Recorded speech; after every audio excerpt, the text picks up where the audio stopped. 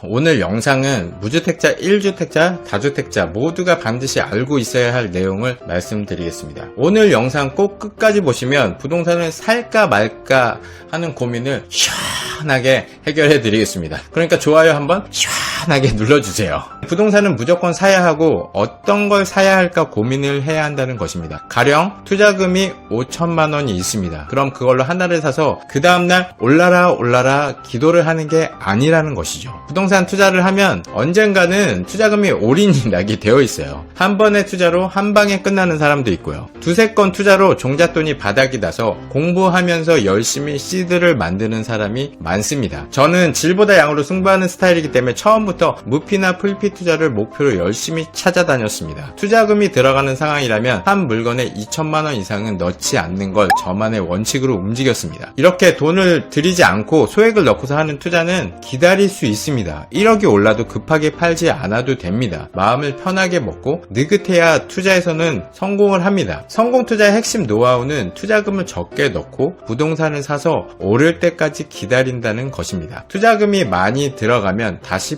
빼고 싶어지는 거예요. 그게 인간의 본성이에요. 오르지 않으면 다른 투자처를 찾게 되고 떨어지면 빠져나오고 싶어집니다. 탈출하고 싶어지는 거예요. 어쩔 수 없어요. 결국 진득하니 기다리지 못하고 팔고 나옵니다. 왜냐? 본능적으로 인간은 손해에 대한 방어 기제가 있습니다. 팔고 나오면 거짓말처럼 그 부동산은 상승을 하게 되죠. 많은 사람들이 그렇게 후회를 합니다. 내가 왜 안 샀을까? 라는 후회는 대한민국 모든 사람들이 하는 후회죠. 근데 내가 왜 팔았을까? 판 사람들은 1000% 모두 후회를 합니다. 팔기를 잘했어 라고 생각하는 사람은 아무도 없어요. 왜 그렇습니까? 팔고 나서 시간 지나서 뒤돌아보면 전부 다 올랐어요. 이걸 빨리 깨달아야 합니다. 모든 부동산을 팔아본 사람은 그렇게 후회를 합니다. 팔고 떨어지거나 팔아서 수익을 냈으면 잘한 게 아니냐고 생각할 수도 있습니다. 근데 제가 해보니까 그게 아니에요. 2년 가지고 있다가 팔아서 1억 수익을 낸 물건들은 대부분 몇 년 더 보유하고 있으면 2억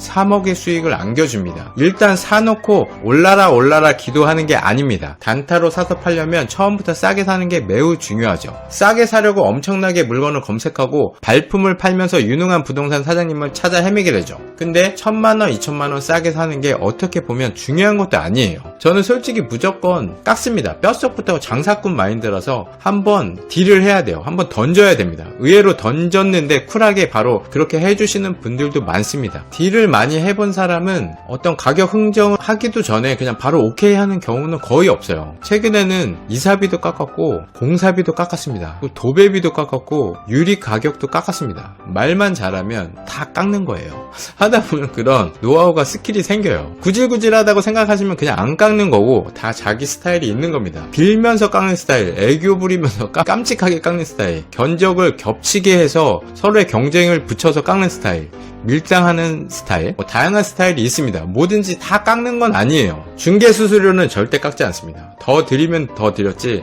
깎으면 안 되는 것도 있습니다. 아무튼 시세 파악을 완벽하게 하고 있으면 시세보다 싸게 매입할 수 있어요. 그럼 사면서부터 안전 마진을 확보하면서 들어가게 되는 거죠. 싸게 샀는데 투자금 또한 적게 들어간다면 상승장에서는 빠른 기간 안에 수익을 내는 것이고 오르지 않거나 떨어진다고 해도 기다릴 수 있습니다. 투자금을 많이 넣으면 기다리지 못하고 눈앞에 보이는 하락에 사람들은 공포를 느끼게 됩니다. 그렇게 두려움으로 매도하게 되는 것이죠. 서울의 한 아파트를 보겠습니다. 2006년 9,300만원짜리 소형 아파트가 1년 4개월 만에 1억 1000만원이 올랐습니다. 9천만원짜리가 2억이 된 거죠. 최근에도 비슷했죠. 공시지가 1억 이하가 취득세 중과 배제로 수요가 몰리면서 묻고 더블로 갔습니다. 2008년 하반기 리먼 브라더스 사태가 터지고 다시 1억대로 하락하기 시작합니다. 부동산은 철저하게 사람들의 수요에 의해서 움직입니다. 부동산에는 총량이 있습니다. 개수는 한정되어 있는데 그걸 필요로 하는 사람이 많으면 가격은 올라가고 사려는 사람은 없고 팔려는 사람이 더 많으면 가격은 하락합니다. 간단한 마켓 구조예요. 포켓몬빵을 줄 서서 사는 것과 똑같습니다. 나중에 어디서나 살 수 있게 공급이 풀리면 포켓몬빵은 사람들에게 외면을 받게 될 겁니다. 허니버터 칩처럼 말이죠. 대중들의 심리는 예측 불가라고 하지만 어떻게 보면 너무 예측 가능합니다. 하락하기 시작하면 집을 사는 수요는 멈추고 집을 팔기 시작합니다. 머릿속에 무슨 하락하면 팔어 명령어가 탑재되어 있는 것처럼 하락하면 대부분의 사람들이 더 떨어지기 전에 팔려고 아주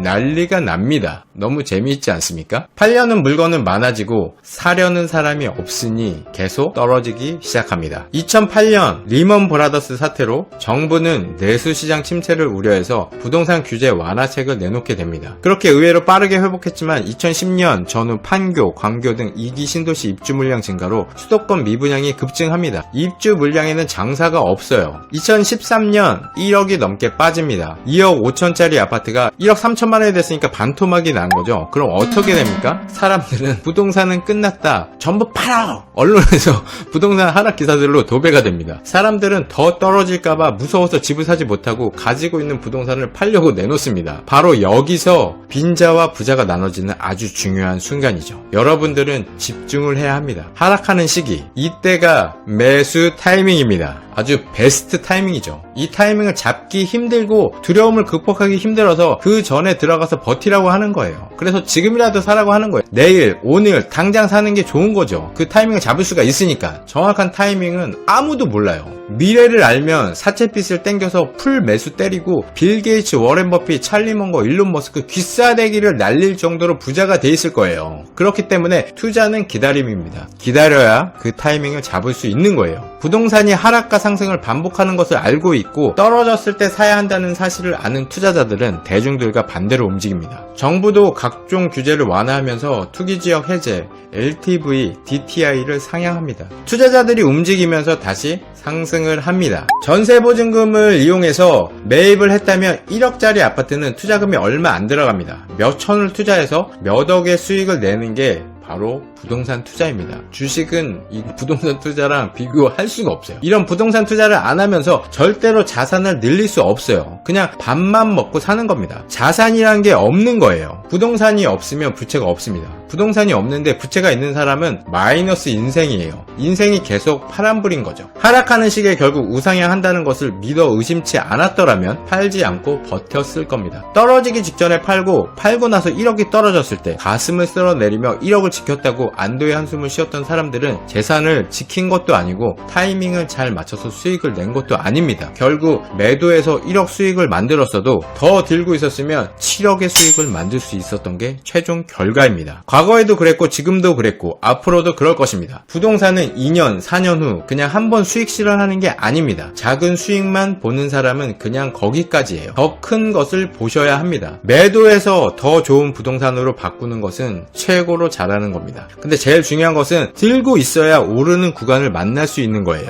오르는 구간이 아니면 절대로 팔면 안 됩니다. 제발 작은 등락에 흔들리지 마시고 진득하니 기다리십시오. 주식도 떨어지는 시기에 무서워서 매도하지 말고 오히려 사 모아야 하는 순간입니다. 부동산 또한 사람들이 사지 않는 시기, 입주 물량이 없는데도 지금처럼 사람들이 사지 않는 가격에 왜곡이 생기는 시기를 주목하셔야 합니다. 대구처럼 떨어지는 지역을 관심 있게 보셔야 해요. 더 떨어져도 흔들리지 않고 수익이 나올 때까지 기다렸다가 파는 겁니다. 나홀로 단지를 제외하고 3개 단지 이상으로 모여있는 아파트들의 시세를 확인해 보세요. 전국 8도의 아파트를 한번 보겠습니다. 서울, 대전, 대구, 부산, 전국, 방방, 곡곡, 전부 다 올랐습니다. 하지만 반드시 전부 다 떨어질 겁니다. 각자의 사이클대로 하락하는 시기가 반드시 옵니다. 또 상승장의 파도는 다시 또 올 겁니다. 여러분들 인생에서 이런 상승장 몇 번 더 옵니다. 그러니까 상승장을 탈 부동산을 많이 모아두세요. 실거주 내 집 장만을 고민하는 분들, 최소 비용으로 실거주를 하면서 종잣돈을 만들어서 부동산 투자로 자산을 불리고 싶은 분들은 투자금을 최소화해서 많이 해두십시오. 첫 건은 서울 빌라를 먼저 하시고 그 다음은 비규제 지역 좋은 거, 세 번째부터는 공시지가 1억 이하로 하세요. 부동산을 잘 사는 방법은 아주 간단합니다. 간단합니다. 전세 시세를 파악한 자만이 플러스 P를 만들 수 있습니다. 수리를 통해서 전세는 최고가에 맞추고 매매가는 다운시켜서 갭을 작게 만들어서 실투자금을 줄여서 최대한 종잣돈을 아끼셔야 해요. 그렇게 매입해서 앞으로 올 큰 파도를 기다리는 겁니다. 지난 30년간 서울시장에는 1988년대 올림픽 이후, 2002년 월드컵 이후,